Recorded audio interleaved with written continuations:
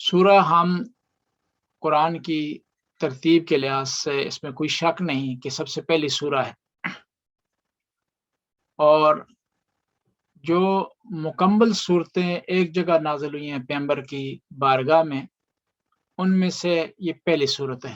یعنی دو لحاظ سے یہ سورہ ہم پہلی صورت ہے۔ ایک اس لحاظ سے بھی پہلی صورت ہے کہ یہ قرآن کے شروع میں ہے، دوسرا اس لحاظ سے بھی پہلی صورت ہے کہ ایک مکمل صورت جو پیغمبر کی بارگاہ میں نازل ہوئی ہے ان میں سے سب سے پہلے یہ نازل ہوئی۔ اور اس سورہ کے جو فضائل میں سے فضیلت یہ ہے کہ روایت ہے کہ لا صلاۃ الا بفاتحۃ الکتاب، کہ کوئی بھی نماز ایسی نہیں ہے جس میں فاتحہ نہ ہو، سورہ فاتحہ کے بغیر نماز مکمل نہیں ہے۔ اب کہنے والے کہہ سکتے ہیں کہ نماز جنازہ میں تو سورہ فاتحہ نہیں ہوتی، اس کے باوجود بھی اسے نماز کہا جاتا ہے، اسے مجازن نماز کہا جاتا ہے، حقیقتاً وہ نماز نہیں ہے، وہ دعا ہے۔ کیوں؟ اس میں سورہ فاتحہ بھی نہیں ہے، اس میں رکوع بھی نہیں ہے، اس میں سجدہ بھی نہیں، اس کے باوجود بھی اسے ہم کہتے ہیں صلاۃ المیت، صلاۃ الجنازہ، اس کو مجازن کہا جاتا ہے، اصل میں وہ دعا ہے زندوں کے لیے، دنیا سے چلے گئے ان کے لیے، اور جس میت پر وہ دعا پڑھی جاتی ہے اس میت کے لیے۔ سورہ فاتحہ مکی ہے، یہ مکے میں نازل ہوئی ہے۔ آپ کو یہ علم ہونا چاہیے کہ قرآن کی صورتیں دو حصوں میں تقسیم ہیں، مکی اور مدنی۔ جو ہجرت سے پہلے نازل ہوئی ہیں قرآن کی آیات یا سور، وہ مکی ہیں، جو ہجرت کے بعد نازل ہوئی ہیں وہ مدنی ہیں۔ حتیٰ اگر وہ صورتیں جو فتح مکہ میں نازل ہوئی ہیں ان کو بھی مدنی کہا جاتا ہے، کیوں کہ وہ ہجرت کے بعد نازل ہوئی ہیں، اگرچہ مکان کے لحاظ سے، جگہ کے لحاظ سے وہ مکے میں نازل ہوئی فتح مکہ کی جو صورتیں، لیکن اس کے باوجود کیونکہ ہمارے پاس جو کرائٹیریا ہے وہ کیا ہے، زمانی ہے، مکی اور مدنی کے لیے۔ اور مکی اور مدنی صورت کا جاننا بعض اوقات تفسیر میں ہمیں مدد دیتا ہے، کہ اگر کسی صورت کی تفسیر کرنی ہو یا آیت کی تفسیر کرنی ہو تو اس کے مکی اور مدنی کا علم ہو تو ہمیں بیک گراؤنڈ سے آگاہ ہو جاتے ہیں، اور بیک گراؤنڈ سے جب آگاہ ہو جاتے ہیں اس کی تفسیر کرنے میں آسانی ہوتی ہے۔ سورہ فاتحہ کے کئی نام ہیں۔ عرب میں یہ چیز مشہور تھی کہ جس چیز سے زیادہ پیار کرتے تھے عرب والے، کسی بیٹے سے، بیٹی سے، یا کسی جگہ سے، تو اس کے زیادہ نام رکھتے تھے، اس کی اوصاف اور اس کی خصوصیات اور اس کی اگینسٹ پر اس کی کوالٹی کے لحاظ سے اس کے زیادہ نام ہیں۔ اس طرح دیکھیں بی فاطمہ زہرا سلام اللہ علیہا کے کئی نام ہیں، ان کی ایبلٹیز، کوالٹیز کی بنیاد پر۔ مرضیہ ان کا نام ہے، راضیہ ان کا نام ہے، بطول ان کا نام ہے، عذرا ان کا نام ہے، فاطمہ ان کا نام ہے، زہرا ان کا نام ہے، کئی نام ہیں ان کے۔ اس طرح سورہ حمد کے بھی کئی نام ہیں۔ ام الکتاب سے کہا جاتا ہے، سبع مثانی سے کہا جاتا ہے، فاتح سے کہا جاتا ہے، الحمد شریف سے کہا جاتا ہے، شافیہ سے کہا جاتا ہے، کافیہ سے کہا جاتا ہے۔ یعنی اور یہ نام اس سورہ فاتحہ میں جو ایک کوالٹی پائی جاتی ہے اس کی بنیاد پر ہے۔ مثلا ام الکتاب کہا جاتا ہے، یعنی کتاب کا نچوڑ، مرکز، سنٹر، میور۔ سبع مثانی اس لیے کہا جاتا ہے کیونکہ 7 اس کی آیتیں ہیں اور مثانی دو دو کر کے ہیں، اس وجہ سے ان کو مثانی کہا جاتا ہے۔ یا مثانی اس وجہ سے کہا جاتا ہے کہ اس کا تکرار زیادہ ہوتا ہے، مسلمان اس کو زیادہ پڑھتے ہیں۔ حتیٰ جو آدمی 5 وقت کی نماز پڑھتا ہے تو دن میں جو ہے وہ، اگر جو ہے وہ اہل سنت کے حساب سے لگایا جائے تو مثلا ظہر کی 4 رکعتیں ہیں تو 4 دفعہ سورہ فاتح پڑھی جائے، لیکن ہماری فقہ کے مطابق کم از کم 2 دفعہ جو ہے وہ ہر آدمی ظہر کی نماز میں سورہ فاتح کی تلاوت کرتا ہے۔ اور پیغمبر نے ارشاد فرمایا کہ قرآن کی سب سے بالاتر، بہتر اور افضل سورہ، بالاتر، بہتر، افضل سورہ کیا ہے؟ سورہ حمد ہے۔ اور اگر یہ کہا جاتا ہے اگر کوئی بیمار ہو، اسے شفا نہ مل رہی ہو اور اس کی بیماری طول پکڑ رہی ہو تو سورہ فاتحہ پڑھ کر اس کو پھونکے۔ اور یہ سورہ فاتحہ کا مطلب یہ ہے کہ یہ صرف مردوں کے لیے نہیں ہے بلکہ زندوں کے لیے بھی۔ اور یہ بھی ضروری ہے کہ پہلے انہیں بتائیں کہ سورہ فاتحہ پڑھنے سے شفا ملتی ہے، کہ یوں ڈر ہی نہ جائیں کہ سورہ فاتحہ پڑھ رہا ہے اس بیمار پر کسی اور وجہ سے، کہ یہ جلدی چاہتا ہے اس سے فارغ ہو، ایسا مسئلہ نہیں ہے۔ سورہ فاتحہ زندوں کے لیے بھی ہے اور اموات کے لیے بھی ہے۔ سورہ فاتحہ کی اگر آپ خلاصہ کریں اور اس کی مطالب کی طرف توجہ دیں تو یہ 3 حصوں میں اس کے مطالب تقسیم ہوتے ہیں. پہلے حصے میں خدا کی حمد و ثنا ہے. الحمدللہ رب العالمین، تمام حمد و ثنا اس پروردگار کے لیے جو رب العالمین ہے. الرحمن الرحیم، جو الرحمن ہے اور رحیم ہے. مالک یوم الدین، جو روز جزا کا مالک ہے. یہ ایک احساس کہ اس میں تمجید، ثنا اور حمد پائی جاتی ہے خدا کی.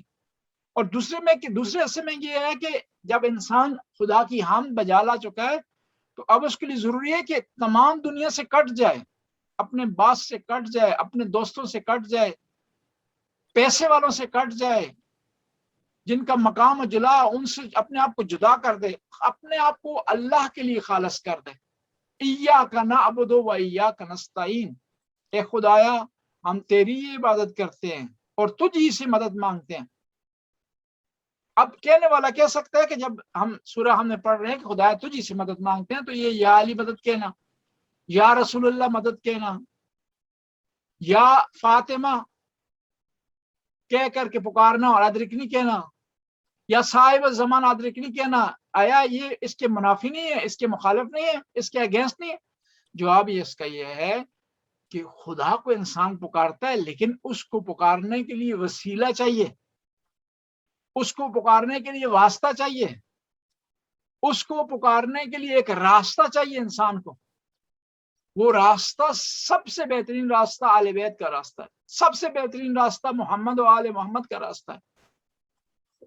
یعنی ان ہستیوں کا واسطہ خدا کی بارگاہ میں ہم دیتے ہیں جن ہستیوں سے خدا نے پیار کیے، محبت کی ہے، ان کی اطاعت کو اپنی اطاعت قرار دیے، ان کی محبت کو اپنی محبت قرار دیے، ان کے راستے کو اپنا راستہ قرار دیے.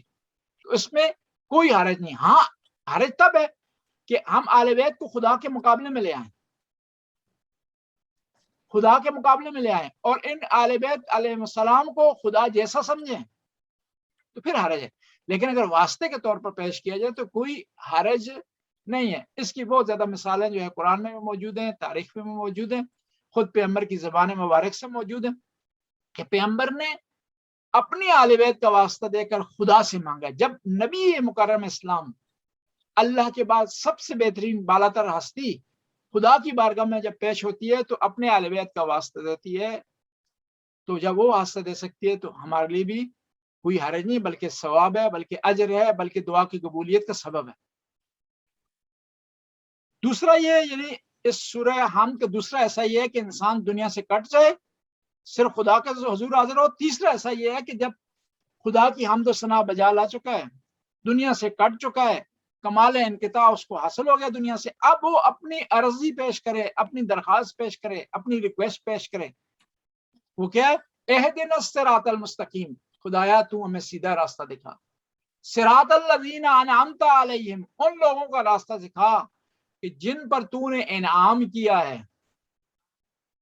اور ان لوگوں کے راستے سے بچا جن پر تو نے غضب کیا ہے، ان کے راستے سے ہمیں کیا ہے؟ بچا ہمیں.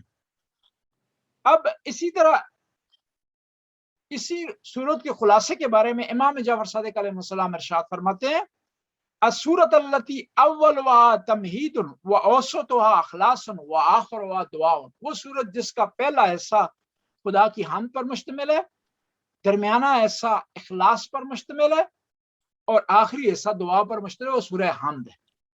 اور یہاں سے ایک اور چیز بھی ہم سیکھتے ہیں کہ دعا کس طرح کرنی چاہیے، دعا کے آداب کیا ہیں، دعا کے لیے کرائٹیریا کیا ہے، دعا کی قبولیت کے لیے معیار اور میلاک کیا ہے.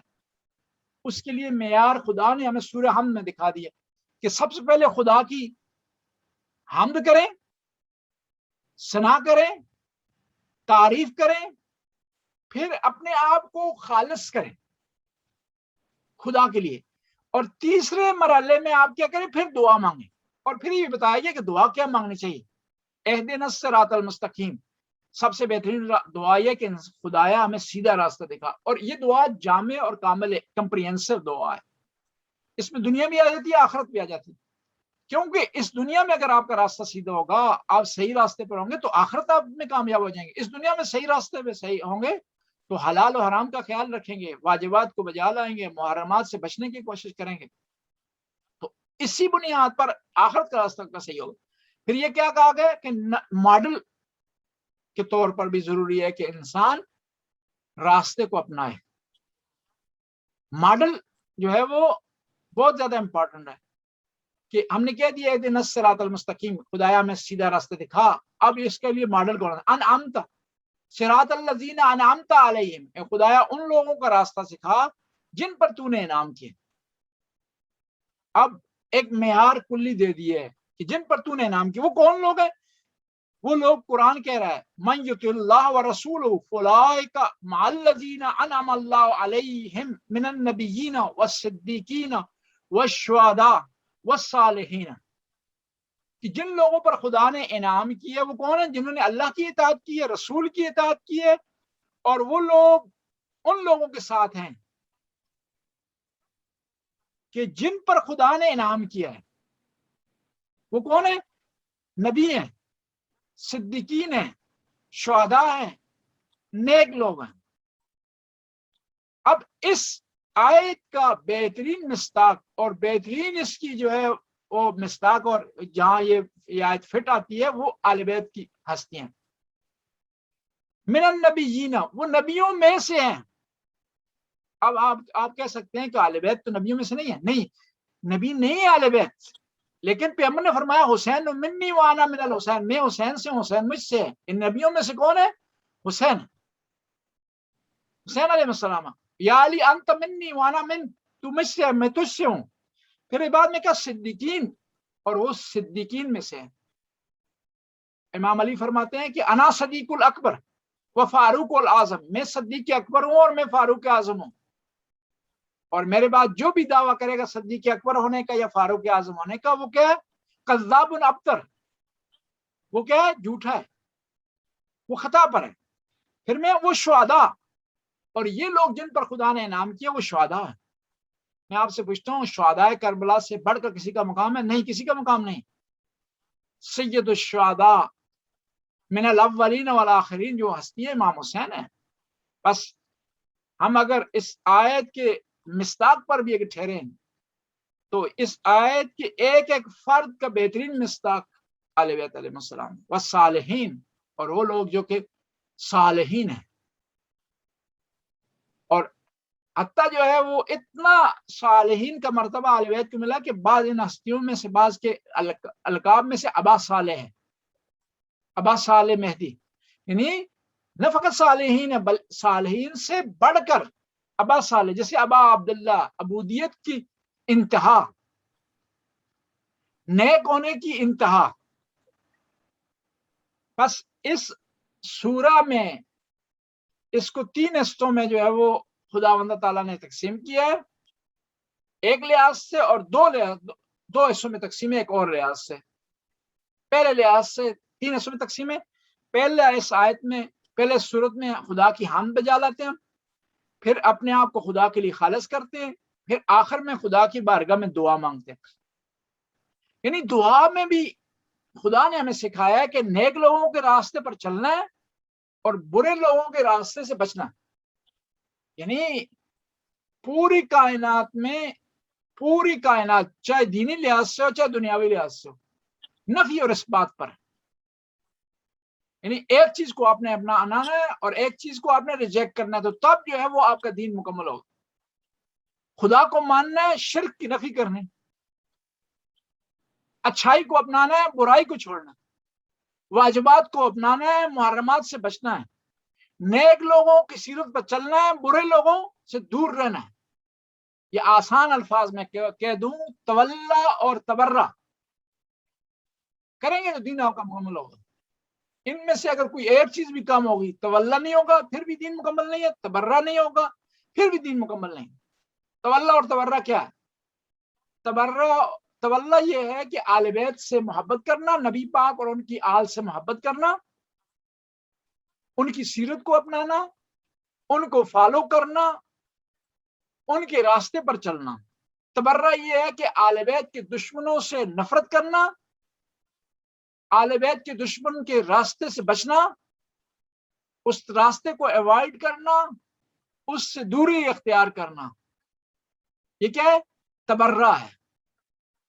صرف اگر تولا بجا لائیں گے پھر بھی آپ کا دین مکمل نہیں ہے، صرف تبرہ بجا لائیں گے پھر بھی دین مکمل نہیں، دونوں کو ہونا ضروری ہے۔ اور یہاں پر یہ جاننا بھی ضروری ہے کہ اب یہ تبرہ ہے کیا؟ کیا تبرہ کسی گالی کا نام ہے؟ کسی فرد سے نفرت کرنے کا نام ہے؟ اصل میں یہ جو تبرہ ہے فرد سے نفرت نہیں ہے، خصوصیات سے نفرت ہے۔ ہاں بعض اوقات ان خصوصیات پر بعض افراد فٹ آ جاتے ہیں۔ جو کوئی بھی اہل بیت سے جس نے دشمنی کی ہے اس سے نفرت کا اظہار کرنا، ہاں یہ نفرت کا اظہار کرنا یا جس نے دشمنی کی اہل بیت سے، یہ فٹ آ جاتا ہے بعض اوقات یزید پر، شمر پر، عمر سعد پر، یہ فٹ آ جاتا ہے اور اس کا بہترین مصداق یہ بن جاتا ہے۔ لیکن یہ ہے کہ طول تاریخ میں، پوری تاریخ میں جس نے بھی اہل بیت سے دشمنی کی ہے، جس نے بھی اہل بیت سے دوری اختیار کی ہے، جس نے اہل بیت پر ظلم کیا اس سے دوری اختیار کی جائے۔ اور یہ بھی یاد رہے کہ اہل بیت نے کسی سے بھی ذاتی انا نہیں کی، کسی ذات سے، کسی اہل بیت کو کسی کی ذات سے کوئی غرض نہیں تھی، معیار ان کے ہاں اعمال تھے۔ یزید نے برا فعل انجام دیا، اہل بیت نے جو ہے وہ اس کے خلاف جہاد کیا۔ آج کے زمانے میں بھی اگر وہی کردار یزید والا کوئی ادا کرے، اس یزید کے راستے، ملعون کے راستے پہ چلنے کی کوشش کرے، تو وہ بھی یزید جیسا کہلائے گا، اس سے بھی نفرت کرنی ضروری ہے، اس سے بھی دوری اختیار کرنے ضروری ہے۔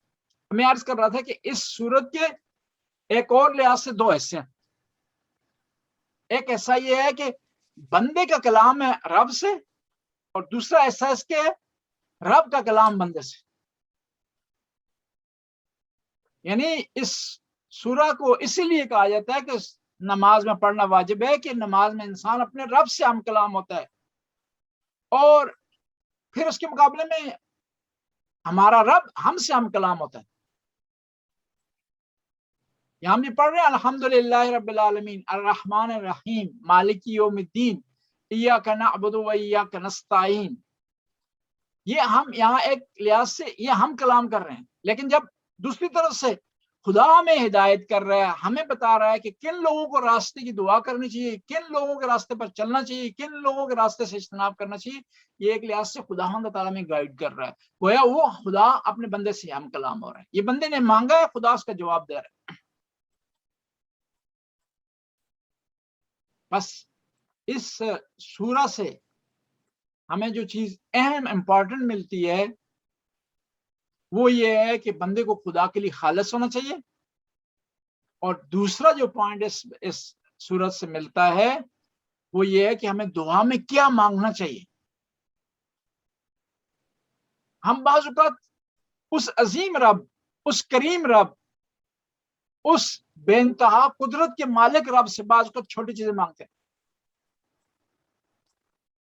جو خود ہمیں اپنی محنت سے مل سکتی ہیں، اپنی اسٹرگل سے مل سکتی ہیں، خدا کے بنائے ہوئے قانون فطرت کے مطابق مل سکتی ہیں، وہ اس عظیم پروردگار سے مانگتے۔ حالانکہ اس سے جو چیز مانگنے کی چیز ہے وہی اہدنا الصراط المستقیم ہے، صراط الذین انعمت علیہم غیر المغضوب علیہم ولا الضالین ہے۔ یا مثال کے لیے عرض کروں، ہمارے ایک رشتہ دار ایران میں آئے زیارات کے لیے، تو اس وقت ایران میں زیارت پر جو لوگ آتے تھے ان کو ٹرین کا ٹکٹ مشکل سے ملتا تھا، مشہد سے تہران کے لیے ٹرینیں کم تھیں، تو بعض اوقات لوگ ٹرین کا ٹکٹ لینے کے لیے رات بھر ریلوے اسٹیشن پر قیام کرتے تھے تاکہ لائن میں کھڑے ہو سکیں اور ٹکٹ مل سکے۔ تو ان نے مجھے کہا، ان عزیز نے مجھے کہا کہ آپ میرے لیے جو ٹکٹ لیں، میں نے کہا آپ امام رضا کی بارگاہ میں جا کر دعا کریں آپ کو ٹرین کا ٹکٹ مل جائے۔ تو انہوں نے بڑی پیاری بات کی، انہوں نے کہا میں امام رضا کی بارگاہ میں اس سے بڑی درخواست کروں گا، میں ٹرین کے ٹکٹ کی درخواست نہیں کروں گا امام رضا کی بارگاہ میں، وہ میں خود وہاں سو کر لے لوں گا، میں اور بہت سی چیزیں ہیں جو امپورٹنٹ ہے، جو مہم ہے، جو امام علیہ السلام کی شان کے مطابق ہیں، وہ امام سے مانگوں گا۔ بس خدا کی بارگاہ میں سے اگر آپ جو ہے وہ کوئی چیز مانگ رہے ہوں ایسی چیز مانگے جو خداوند تعالیٰ کے مرتبے، مقام، عظیم شان سے مناسبت رکھتی ہو، کہ انسان اس کی بارگاہ سے مانگے. ورنہ جو چیزیں جو خود آپ حاصل کر سکتے ہیں، خود آپ جو اسٹرگل سے، کوشش سے حاصل کر سکتے ہیں، وہ اللہ تعالیٰ کی بارگاہ سے مانگنے کے بجائے خود کوشش کریں اس کے لیے. بس سورہ ہم نے آداب ہمیں جو ہے وہ سکھا دیے کہ ہم کیا چیز مانگیں خدا کی بات. ویسے یہ بھی آپ یاد رکھیں کہ بعض کو تو ہماری دعا قبول نہیں ہوتی. دعا مانگ رہے ہیں بار بار، اولاد کے لیے دعا مانگ رہے ہیں، صحت کے لیے دعا مانگ رہے ہیں، دوستوں کے لیے دعا مانگ رہے ہیں، اپنے بزرگوں کے لیے دعا مانگتے، دعا قبول نہیں ہوتی. اس کی کوئی وجوہات ہوتی. پہلی وجہ اس کی یہ ہوتی ہے کہ بعض دعائیں ہم مانگتے ہیں جو ہمارے لیے مناسب نہیں ہوتی. ہم مانگ رہے ہوتے ہیں، جس طرح بچہ ہم سے کوئی چیز مانگتا ہے، ٹافی مانگتا ہے، چاکلیٹ مانگتا ہے، تو ہم جو ہے وہ اس کو نہیں دیتے، تو وہاں پر وہ بچہ نالاں رہتا ہے، ہم سے ناراض ہوتا ہے، اور وہ بچہ شاید سمجھتا ہے کہ ہم اس سے محبت نہیں کرتے، لیکن ہم سمجھ رہے ہوتے ہیں کہ وہ چاکلیٹ، وہ مٹھائی، وہ جو ہے وہ میٹھی چیز اس کے لیے مفید نہیں ہے، نقصان دہ، اس لیے اسے نہیں دے رہے ہوتے. لیکن وہ شاید یہ سمجھ رہا ہوتا ہے کہ ہم اس سے محبت نہیں کرتے، کیونکہ اس کے پیچھے نہ دینے میں ہمارے پاس ایک ریزن ہوتا ہے، لاجک ہوتا ہے، جو اس سے بچہ آگاہ نہیں ہوتا ہے. آگاہ اگر ہو بھی تو ظاہری طور پر آگاہ ہوتا ہے، اس کے بیک گراؤنڈ کو نہیں جانتا، تجربہ نہیں ہوتا اس کے پاس. بعض کو ہم دعائیں خدا کی بارگاہ میں مانگتے ہیں، دعائیں ہمارے لیے اچھی نہیں ہوتی، اور ہم اصرار کر رہے ہوتے ہیں، خدا کو پتا ہوتا ہے وہ چیز ہمارے لیے اچھی نہیں ہے. بس جب بھی دعا مانگے تو اس طرح دعا مانگے، خدایا اگر یہ کام، یہ چیز، یہ جاب میرے فائدے میں ہے، تو بہتر جانتا ہے، تو میرے لیے فراہم کر. اور بعض اوقات دعا ہم جب مانگتے ہیں تو اس کی آداب کے ساتھ نہیں مانگتے.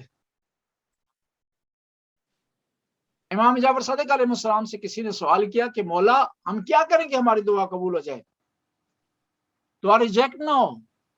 امام نے فرمایا کہ دعا سے پہلے بھی درود پڑھو، صلوات پڑھو، اور دعا کے بعد بھی صلوات پڑھو. کہا مولا اس کی کیا وجہ ہے کہ ہم پہلے بھی درود پڑھیں بعد میں درود پڑھیں تو قبول ہو جائے گی؟ امام علیہ السلام نے ارشاد فرمایا کیونکہ جو درود ہے یہ قبول شدہ دعا ہے، قبول شدہ دعا ہے، اور یہ ہو نہیں سکتا کہ خدا شروع کی دعا کے حصے کو قبول کرے، آخر کے حصے کو قبول کرے، اور درمیان میں قبول نہ کرے.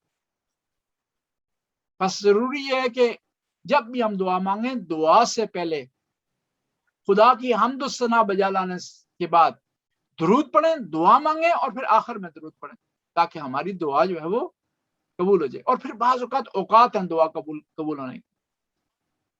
بارش جب ہو رہی ہو دعا مانگیں، آذان جب آ رہی ہو، آذان اور اقامت کے درمیان دعا مانگی جائے، نماز جمعہ کے 2 خطبوں کے درمیان دعا مانگی جائے،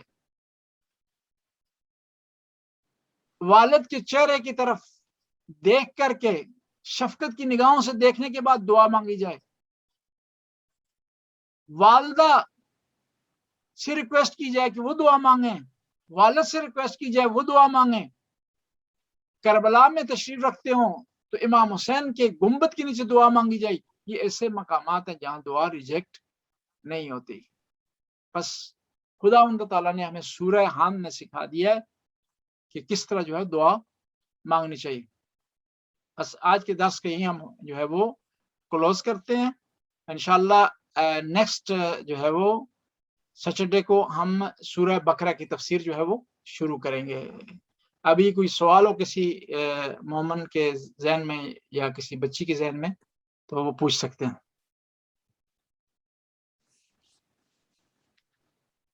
جی السلام علیکم قبلہ. یہ آپ نے ذکر کیا مکی اور مدنی آیات کا، تو اس میں کس طرح تناسب ہے، مطلب قرآن پاک میں مطلب 30-40 کا یا مطلب 57-50 کا، یہ کس طرح سے تناسب ہے؟ جی قرآن میں 86 صورتیں جو ہیں وہ مکی ہیں اور 28 صورتیں جو ہے وہ مدنی ہیں. لیکن جو مکی صورتیں وہ چھوٹی ہیں. اگر آپ حجم کے لحاظ سے دیکھیں वॉल्यूम के लिहाज से देखें तो मदनी सूरतें ज्यादा हैं, क्योंकि वो सूरतें लंबी हैं, ये सूरतें शॉर्ट हैं। मसलन जो है वो सूरह वलासर ये मक्की है, उसके मुकाबले में सूरह बकरा है जो कि 280 से ज्यादा आयात है उसकी, वो मदनी है।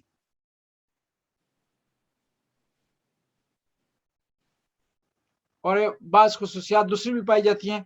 मसलन मक्की सूरतें ज्यादा तौहीद से मुतल्लक है, शिर्क की नफी से मुतल्लक है, और मदनी सूरतें अहकाम से मुतल्लक है, नमाज रोजा के अहकाम से मुतल्लक। इसी तरह जो है मक्की जो सूरतें हैं उनमें काफिया पाया जाता है शायरी के अंदाज में, लेकिन मदनी सूरतें उसमें बयान सादा है। और उसकी भी वजूहत थी कि वहाँ मक्का के लोग जो है ज्यादा शायरी को पसंद करते थे, शार्ट कलाम को पसंद करते थे, इसलिए उनकी नफ्सियात के मुताबिक खुदा ताला ने आयात और सुवर भेजी। वैसे मसलन देखें ना, वश्शम्स वज़्ज़ुहाहा वल कमर इज़ा तलाह वन नहार इज़ा जल्लाह वल लैल इज़ा यग़शा, ये शायरी के अंदाज में। उसके मुकाबले में देखें मदनी सूरतें अलिफ लाम मीम ज़ालिकल किताबु ला रैब फीह, सादा सा बयान।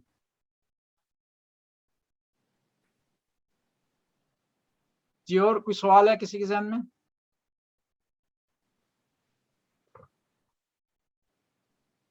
अस्सलामुअलैकुम रहमतुल्लाहि व बरकातहू।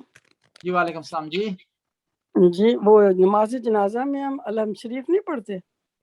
जी अलम हमारे फ़िक़्ह जाफ़रिया में अलम शरीफ नहीं पढ़ी जाती। इसमें नमाज जनाजा में सबसे पहले तशाहुद पढ़ी जाती है, यानी शहादतैन, खुदा और उसके रसूल की जो है वो अल्लाह की वादनीयत की और नबी पाक की नबुव्वत की गवाही दी जाती है। जो है दूसरी जो है वो तकबीर के बाद जो है दुरूद शरीफ पढ़ा जाता है। तीसरी तकबीर के बाद जो है वो मोमिनीन और मोमिनात के लिए दुआ की जाती है। चौथी तकबीर के बाद जो है हम उस मय्यत के लिए दुआ करते हैं। नहीं ये सब कुछ करते हैं, मैं समझी थे हम वो भी पढ़ते हैं अलहम शरीफ के बाद वो बाकी ये सारी चीजें करते हैं, मेरे ज़हन में ये था। ये मुझे अहले सुन्नत का नहीं पता, जो है हमारे फ़िक़्ह जाफ़रिया में नहीं पढ़ते। ये दुआएं पढ़ी जाती हैं। सूरह हम नमाज जनाजे का हिस्सा नहीं है, लेकिन जनाजे के बाद आमतौर पर उस मय्यत के लिए फातिहा पढ़ी जाती है, सूरह फातिहा, लेकिन खुद जनाजा जो नमाज जनाजा उसका हिस्सा नहीं। अच्छा अच्छा अच्छा। जी जी। लेकिन वो बाद में वो साथ मैं ही दुआ करते जी सेम फ़िक़्ह सेम हनफिया में मैं देख सेम कर हो आइंदा जाता है। जी जी फ़िक़्ह हनफिया में मैं देख कर आइंदा आपको सेम। बताऊंगा फ़िक़्ह हनफिया में वो क्या पढ़ते हैं इसमें नमाज जनाजे में। उनमें हम 4 दुआएं पढ़ते हैं और हाँ नहीं 5 तकबीरें होती हैं। जज़ाकल्लाह। हाँ जी जी, हम 4 दुआएं पढ़ते हैं और 5 तकबीरें। अहले सुन्नत 3 दुआएं पढ़ते हैं और उनके यहाँ 4 तकबीरें। जी आसिम आप सवाल कर रहे थे। जज़ाकल्लाह जज़ाकल्लाह। अस्सलाम वालेकुम। सबसे पहले तो ये कि अभी वक्त तो खैर ख़त्म हो गया मीटिंग का, तो मैं सवाल करूँ कि मेरे 2 से 3 सवाल हैं, जी या फिर उसको मैं बात के लिए रख लूँ? ठीक है। सबसे पहले तो बिस्मिल्लाह का है कि हम हर सूरह में बिस्मिल्लाह पढ़ते हैं और वो सबसे आगाज़ में है। तो ये किस आयत से कहाँ से आता है कि हमें बिस्मिल्लाह सबसे शुरू में पढ़नी है? दूसरा, आपके दर्स के अंदर आपने एक चीज़ तो कही थी कि सबसे अव्वलीन जो हमारा अक़ीदा भी है कि सबसे अव्वलीन जो शुहदा हैं वो करबला के शुहदा हैं।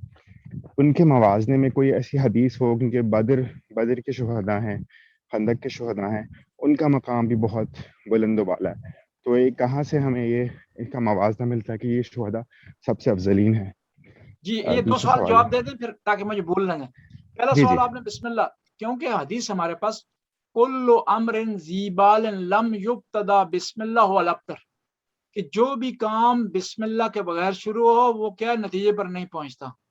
यानी ये बिस्मिल्लाह की फजीलत से मुतल्लक भी है और बिस्मिल्लाह हर सूरत के शुरू में होने पर भी है। और इसके अलावा इमाम जाफर सादिक की हदीस है कि तमाम जो सूरतें हैं इनमें बिस्मिल्लाह उस सूरत का हिस्सा है। यानी इसीलिए सूरह हमद की 7 आयतें शुमार की जाती हैं।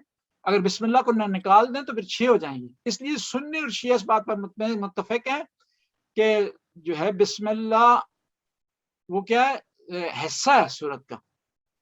बिस्मिल्लाह सूरत का हिस्सा है और उसके बगैर जो है वो, हाँ अहले सुन्नत में थोड़ा इख्तिलाफ पाया जाता है इस बात में कि सूरह हमद के अलावा जो दूसरी जो सूरतें हैं उनमें बिस्मिल्लाह आया सूरत का हिस्सा या नहीं हिस्सा।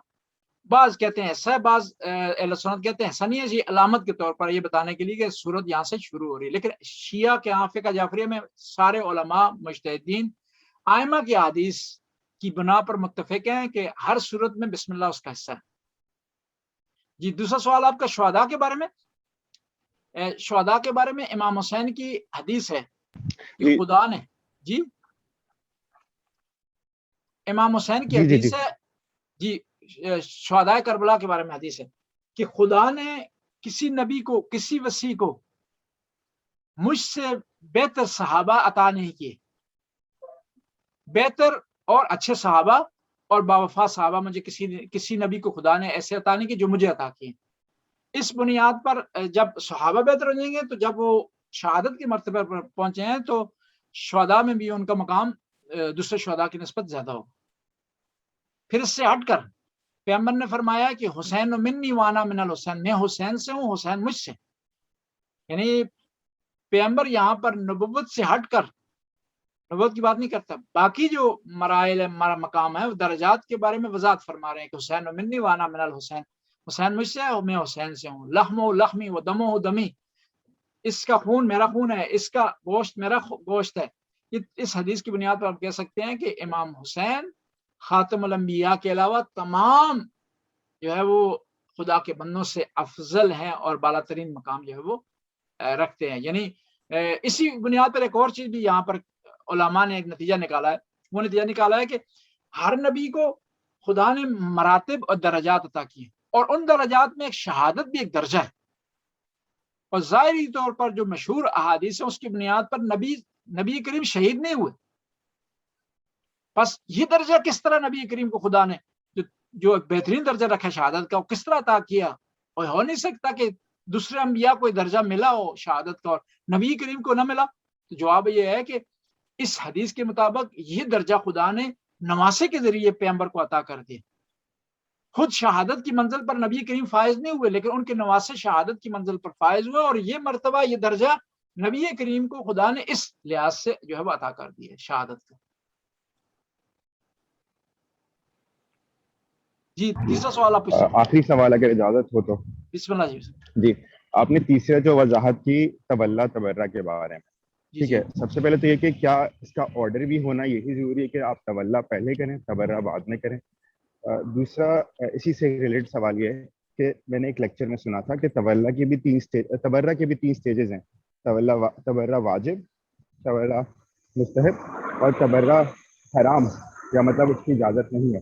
اس کے اندر آپ کو ڈفرینشیشن کی تھی کہ آپ نے ایسے اس مقام پہ کرنا ہے, ان لوگوں کے ساتھ نہیں کرنا ہے, ان لوگوں کے ساتھ آپ نے کرنا ہے. اگر آپ کو اس پہ وضاحت کر دیں تو کیا شاید میں جمبل کروں.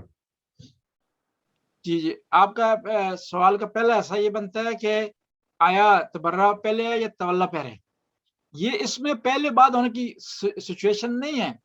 اصل میں دل میں دونوں چیزیں سیم ٹائم پہ ہو سکتی ہیں اور ہو رہی ہیں, لیکن اس کے اظہار آپ نے موقع کی مناسبت سے کرنا ہے.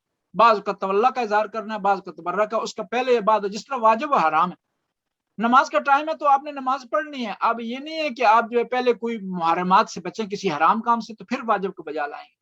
یہ سچویشن اور کنڈیشن پر جو ہے وہ ڈیپینڈ کرتا ہے کہ کب آپ نے تولا کرنا ہے, کب آپ نے تبرہ کرنا ہے, اور کون سا اس میں پہلے ہوگا اور کون سا جو ہے وہ بعد میں ہوگا. اور پھر تولا اور تبرہ دونوں ساتھ ملے ہوئے بھی ہیں بعض وقت, اور آٹومیٹکلی تولا اور تبرہ ساتھ ہیں. کیوں مثال دوں گا کہ اہل بیت سے تولا کیا, اہل بیت سے محبت کرنا. تو اہل بیت سے محبت خود بہت اس کا نتیجہ ہے کہ جب ایک ہستی سے, ایک خاص شخص سے آپ محبت کر رہے ہوں گے تو ظاہر محبت اس وقت تک مکمل ہی نہیں ہوگی جب تک اس کے دشمنوں سے نفرت نہیں کریں گے. یعنی دونوں ساتھ ساتھ ہیں, وہ مکمل ہی نہیں ہوگی, ورنہ یہ اس کا دعویٰ ہی سچا نہیں ہوگا کہ انسان جو ہے وہ کہے کہ جو ہے فلاں آدمی سے محبت کرتا ہے, لیکن وہ لوگ جنہوں نے جو سے دشمنی کر رہے ہیں, اس پر ظلم کر رہے ہیں, اس پر زیادتی کر رہے ہیں, اس سے نفرت نہ کریں. تیسرا صاحب کے سوال کا کیا تھا جی؟ تیسرا صحیح تھا کہ تبرہ کے میں نے ایک لیکچر میں سنا تھا, ایک میں نے سنا تھا تبرہ واجب, تبرہ مستحب اور تبرہ مطلب جس کی منع ہوتی ہے. حرام تو نہیں انہوں نے استعمال کیا تھا, نفی انہوں نے بیان کی تھی کہ سچویشن کے حساب سے, کہ جیسا اگر آپ ایک معاملہ دیکھیں، جیسے کوئی آپ لوگ جن لوگوں میں بیٹھے ہیں اگر وہ ایسے ہیں کہ وہ شیعت کو نقصان پہنچائیں گے یا اس طرح اوور آل مسلمانوں کو نقصان پہنچے گا، تو اس کیس میں منع کیا ہوا ہے کہ آپ تبرہ اس کیس میں بالکل نہ کریں. تبرہ واجب، تبرہ مستحب، اور تبرہ منع یا حرام کا مجھے یاد پڑتا. یہاں پر مسئلہ یہ حرام ہونا یا مکروہ ہونا نہیں ہے تبرہ کا، وہ ساری عبادتوں میں اس طرح ہے. ایک آدمی، عام آدمی کے لیے نماز پڑھنی واجب ہے، لیکن نماز اس کے لیے نقصان دہ ہو، اس کے مر جانے کا خطرہ ہو، اس نماز پڑھنے سے اس کے قتل کا خطرہ ہو، تو وہاں نماز رک جاتی ہے عارضی طور پر، وہاں نماز بجا لانا حرام ہو جاتی ہے. روزہ رکھنا آپ کے لیے واجب ہے، لیکن آپ مریض ہیں شوگر کے، روزہ رکھیں گے تو آپ کی خدا نخواستہ ڈیتھ ہو سکتی ہے، خدا نخواستہ آپ کی بیماری بڑھ سکتی ہے، تو وہاں پر عارضی طور پر روزہ رکھنا آپ کے لیے حرام ہو جائے گا.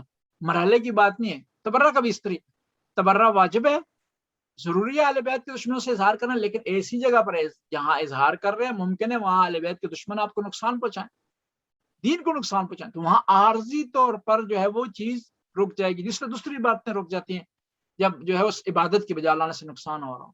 تو اس میں مراحل کی ضرورت نہیں کہ ہم اس کو مکروہ کہیں یا حرام کہیں، وہ عارضی طور پر عبادت جو ہے اس کو حکم تبدیل ہو گئے.